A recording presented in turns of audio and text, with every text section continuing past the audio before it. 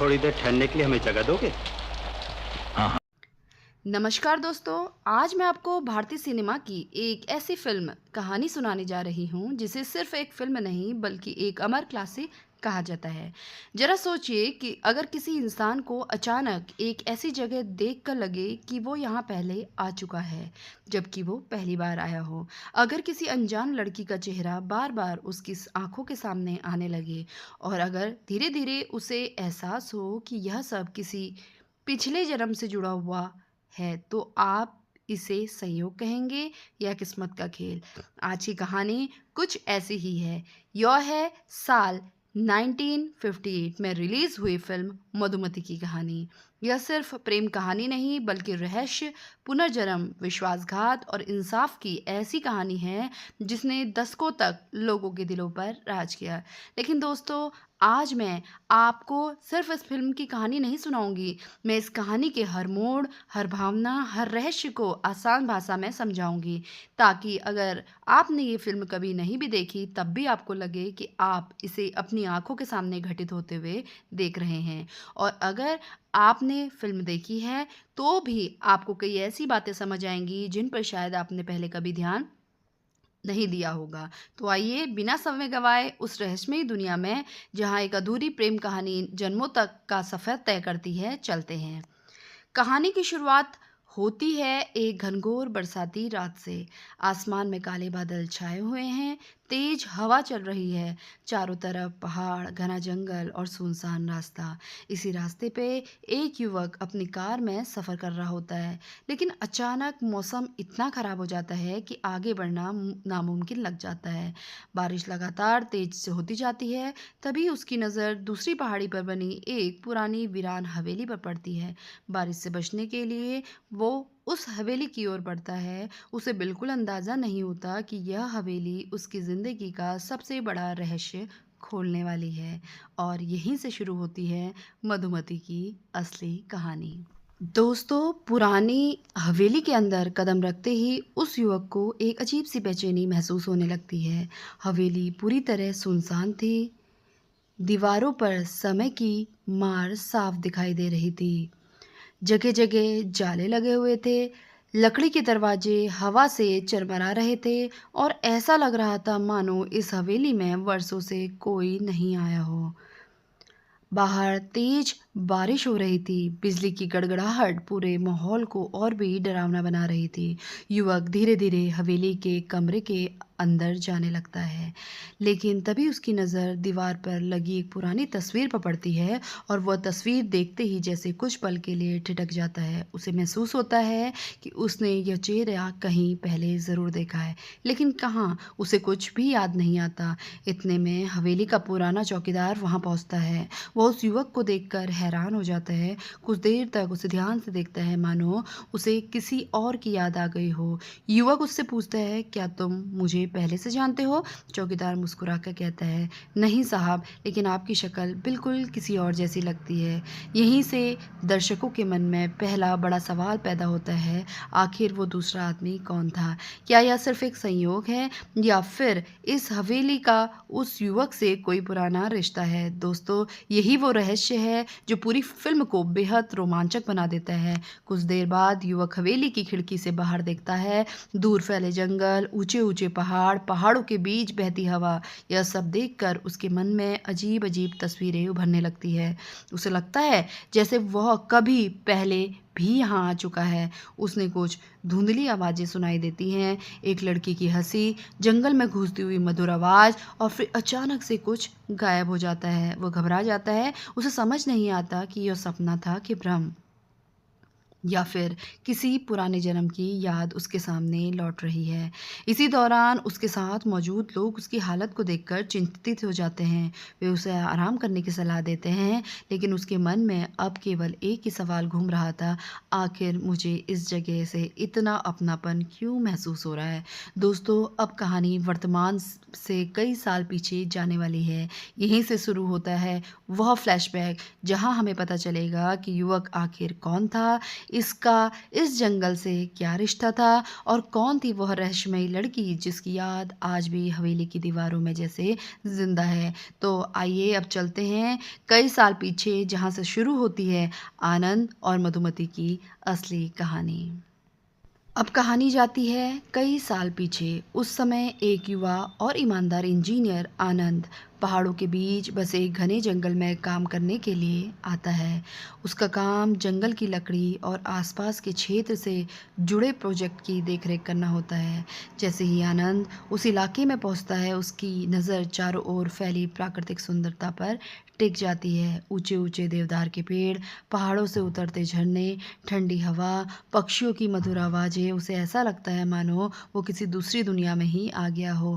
लेकिन गांव के लोगों के चेहरे पर एक अजीब सा डर भी दिखाई देता है।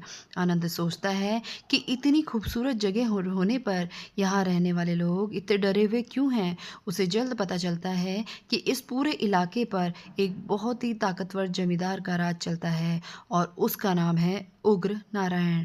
उसके सामने कोई भी बोलने की हिम्मत नहीं करता। गांव वाले उससे डरते हैं, उसके नौकर उससे डरते हैं, यहाँ तक कि जंगल में काम करने वाले मजदूर भी उसकी बात टालने की हिम्मत नहीं करते। आनंद को यह सब बिल्कुल पसंद नहीं आता। वो मानता है कि इंसान इज्जत उसके पद से नहीं, उसके व्यवहार से होती है। दोस्तों, यही बात आनंद के चरित्र को बाकी लोगों से अलग बनाती है। दोस्तों, वो सीधा है, ईमानदार है और न्याय के सामने झुकना नहीं जानता। एक दिन आनंद जंगल का निरीक्षण करने निकलता है। चारों ओर घना जंगल फैला हुआ था। तभी अचानक उसे दूर से एक मीठी सी आवाज़ सुनाई देती है। ऐसा लगता है जैसे कोई लड़की गीत गा रही हो। वह आवाज़ इतनी मधुर होती है कि आनंद अनजाने में उसी दिशा में चल पड़ता है। जैसे जैसे वह आगे बढ़ता है, आवाज़ और साफ सुनाई देने लगती है। लेकिन जैसे ही वो वहाँ पहुँचता है, उसे कोई नहीं दिखाई देता। उसे लगता है शायद उसने भ्रम देखा होगा। वो वापस लौटने लगता है। तभी अचानक पेड़ों के पीछे एक हंसी सुनाई देती है।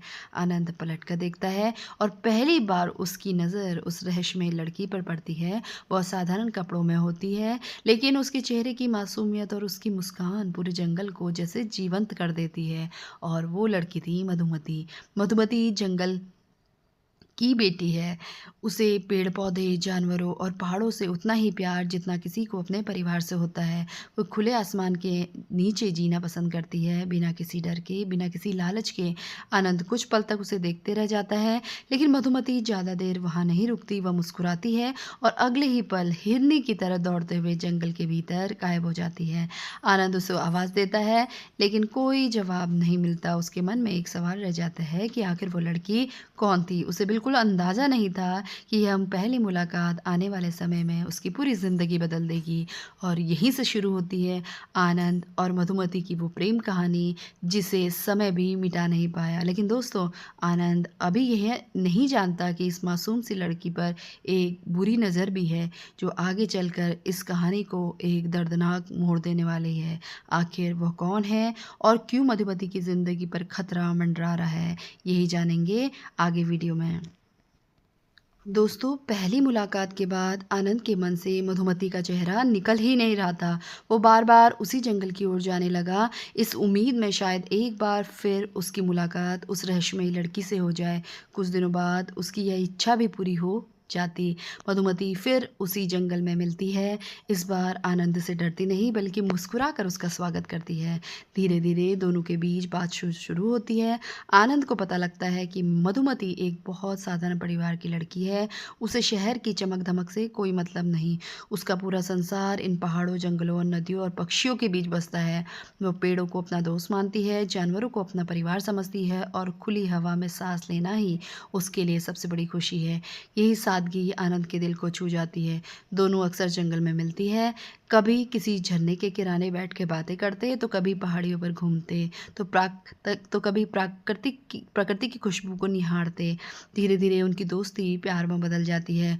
दोस्तों, यहीं से इस फिल्म की सबसे खूबसूरत बात शुरू होती है, जहाँ प्यार बड़े-बड़े वादों से नहीं बल्कि छोटे-छोटे एहसासों से दिखाया गया है। एक दूसरे का इंतज़ार करना, एक दूसरे की चिंता करना, बिना कहे एक दूसरे की भावनाओं को समझ लेना, यही उनके रिश्ते की असली ताकत बन जाता है। लेकिन हर प्रेम कहानी में एक ऐसा किरदार होता है जो दूसरों की खुशियाँ बर्दाश्त नहीं कर पाता। इस कहानी में वो इंसान है उग्र नारायण। उग्र नारायण बहुत अमीर, ताकतवर जमींदार है, लेकिन उसके अंदर दया, सम्मान और इंसानियत जैसी कोई भावना नहीं।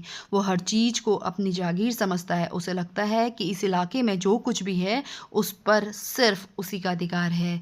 एक दिन उसकी नज़र मधुमती पर पड़ती है। मधुमती की मासूमियत, सुंदरता देखकर उसके मन में गलत इरादे पैदा हो जाते हैं। वो उसे किसी इंसान की तरह नहीं बल्कि अपनी इच्छा पूरी करने वाली चीज़ समझने लगता है। यहीं से इस कहानी का सबसे खतरनाक अध्याय शुरू होता है। उग्र नारायण अपने नौकरों से मधुमती के बारे में जानकारी इकट्ठा करवाता है। उसे पता चलता है कि मधुमती और आनंद एक दूसरे से प्यार करते हैं। यह बात सुनकर उसके अंदर ईर्ष्या और गुस्सा भर जाता है। उसे लगता है अगर मधुमती ने उसकी नहीं हो सकती तो वो किसी और की भी नहीं होगी। दूसरी ओर आनंद इन सब बातों से पूरी तरह अनजान होता है। वो अपने भविष्य के लिए सपने देख रहा होता है। उसे लगता है कि जल्द ही मधुमती से शादी करके नई ज़िंदगी शुरू करेगा। लेकिन दोस्तों, कभी-कभी इंसान भविष्य की खुशियों में इतना खो जाता है कि अपने आसपास मंडराते खतरे को नहीं देखता। उधर उग्र नारायण चुपचाप अपनी चाल चलना शुरू कर देता है। वो एक ऐसा जाल बिछाता है जिसमें फँस कर आनंद और मधुमती पूरी तरह ज़िंदगी उनकी बदलने वाली थी। और यहीं से फ़िल्म एक साधारण प्रेम कहानी से निकलकर रहस्य और त्रासदी की ओर बढ़ती है। लेकिन उग्र नारायण की पहली चाल क्या थी? क्या आनंद समय रहते इसके इरादों को समझ पाएगा या फिर दोनों को की खुशियों पर किसी की बुरी नज़र लग चुकी थी? आगे वीडियो में जानेंगे दोस्तों। तुम हो आनंद बाबू की कल्पना। दोस्तों, अब तक आनंद और मधुमती का प्यार गहरा हो चुका था। दोनों भविष्य के सपने देखने लगे। उन्हें लगता था चाहे कितनी भी मुश्किलें आए वे हमेशा एक दूसरे का साथ निभाएंगे। लेकिन उन्हें बिल्कुल अंदाज़ा नहीं था कि उनकी हर मुलाकात पर कोई नज़र रख रहा था, और वह था उग्र नारायण। उग्र नारायण केवल ताकतवर ही नहीं बल्कि बेहद चालाक भी था। वो जानता था कि अगर उसने सीधे आनंद का सामना किया तो लोग उसके खिलाफ हो सकते हैं। इसलिए उसने सामने से हमला करने के बजाय धोखे का रास्ता चुना। एक दिन उसने आनंद को किसी ज़रूरी काम का बहाना बनाकर जंगल से दूर भेजने की योजना बनाई। उसे मालूम था अगर आनंद आसपास नहीं होगा तो मधुमती बिल्कुल अकेली रह जाएगी। उधर मधुमती को इस साजिश की जरा भी भनक नहीं थी। वह रोज की तरह अपने काम में लगी हुई थी। उसे विश्वास था कि आनंद जल्द लौट आएगा। लेकिन उसी समय उग्र नारायण के एक आदमी उसके पास दिखाई देने लगा। उसने उनकी हर हरकत को साफ साफ पता चल रहा था कि वे किसी बड़े इरादे से आए हैं। मधुमती को पहली बार महसूस हुआ कि कुछ ठीक नहीं है। उसका मन घबराने लगा। वो वहाँ से निकलने की कोशिश करती है लेकिन हालात धीरे धीरे उसके खिलाफ हो जाते हैं। दोस्तों, यही फिल्म यह दिखाती है कि जब किसी ताकतवर इंसान के हाथ में सत्ता आ जाती है और उसके भीतर इंसानियत नहीं बसती तो सबसे पहले निर्दोष लोग उसका शिकार बनते हैं। इसी बीच आनंद अपना काम जल्दी ख़त्म करके वापस लौटने की कोशिश करता है। रास्ते में उसे कुछ ऐसी बातें सुनने को मिलती है जिससे उसका दिल घबरा उठता है। उसे पता चलता है कि उग्र नारायण के आदमी मधुमती के आसपास देखे गए। यह सुनते ही आनंद बिना एक पल गवाए जंगल की ओर दौड़ पड़ता है। लेकिन उधर उग्र नारायण अपनी अगली चाल चल चुका होता है। वो किसी तरह मधुमती को अपने महल तक ले आने में सफल हो जाता है। महल का विशाल दरवाज़ा बंद हो जाता है और चारों तरफ सन्नाटा। मधुमती पूरी तरह अकेली पड़ जाती है। उग्र नारायण उसे डराने की कोशिश करता है। वो चाहता है कि मधुमती उसके सामने झुक जाए, लेकिन मधुमती का साहस टूटता नहीं। वो साफ साफ शब्दों में उसके गलत इरादों का विरोध करती है।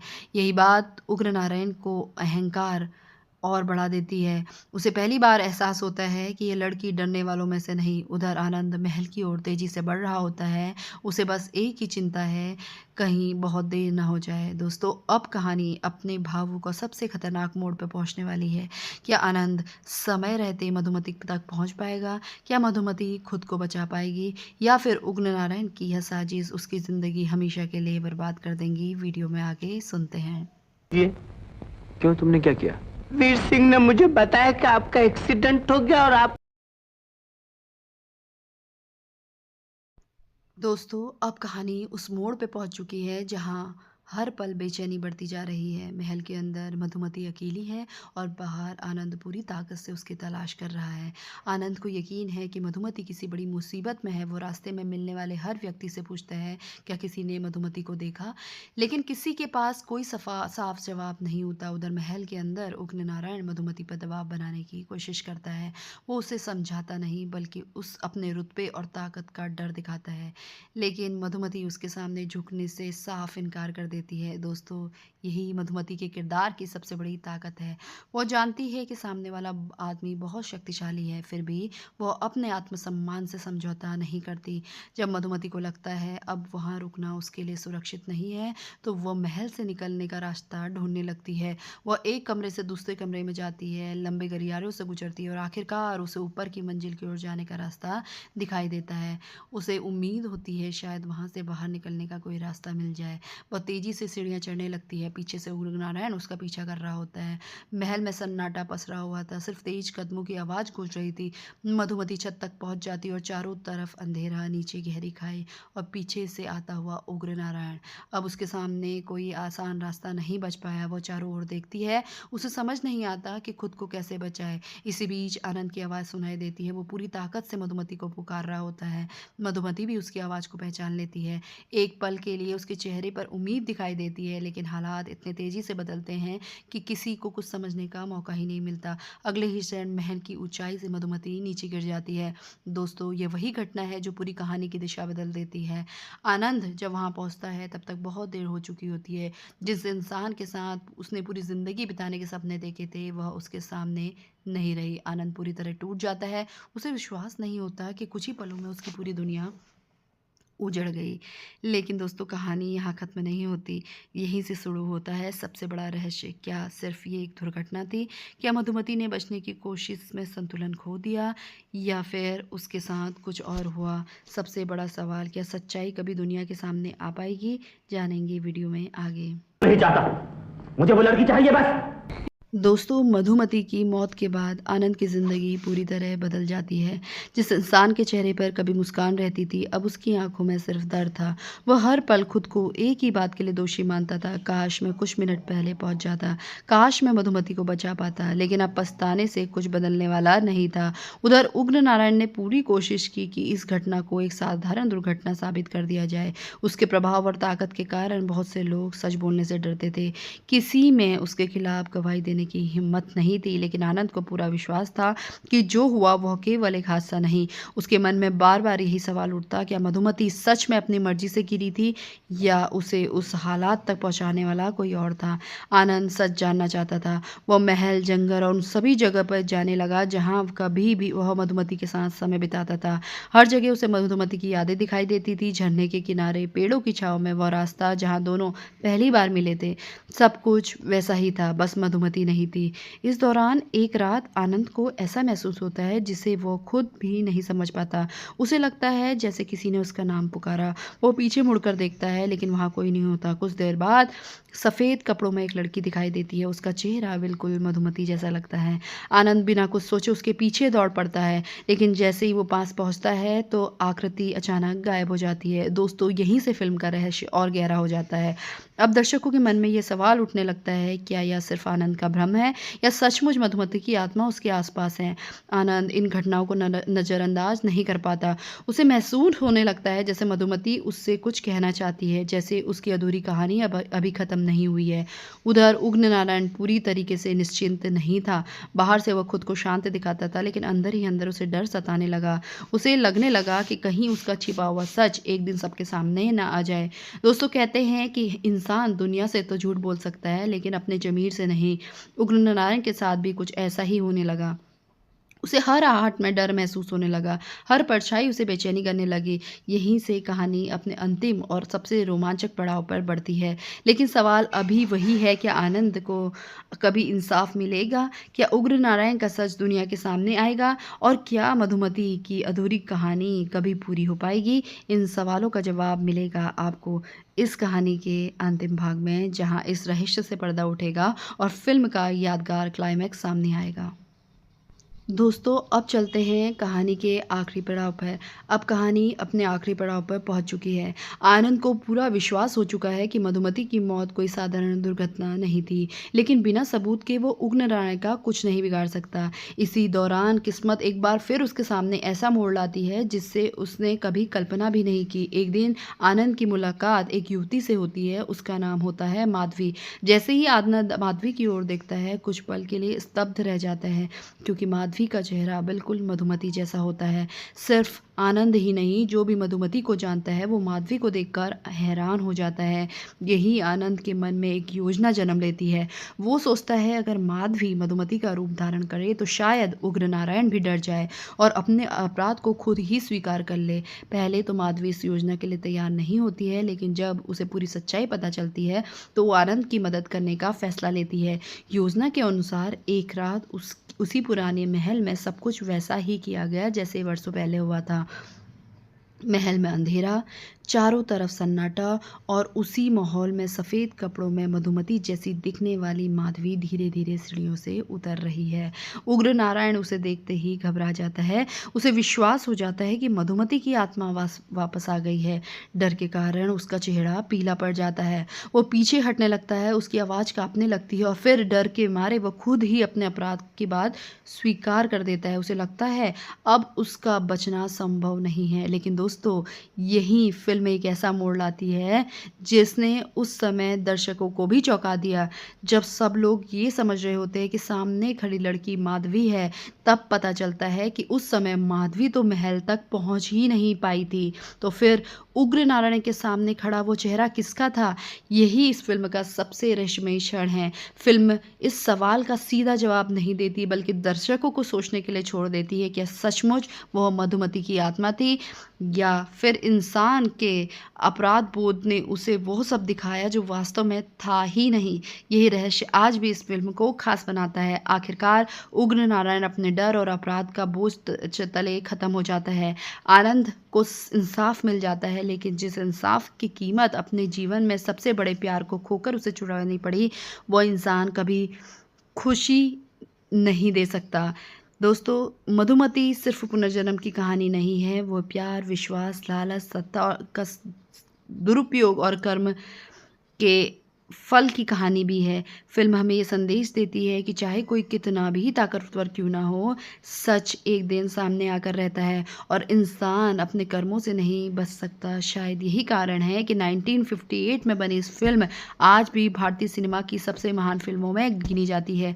अगर आपको यह कहानी पसंद आई तो वीडियो को लाइक करना ना भूलें और अपने दोस्तों के साथ ज़रूर शेयर करें और चैनल को सब्सक्राइब करना भी ना भूलें। दोस्तों, मैं फिर मिलूँगी एक और शानदार फिल्म की कहानी के साथ।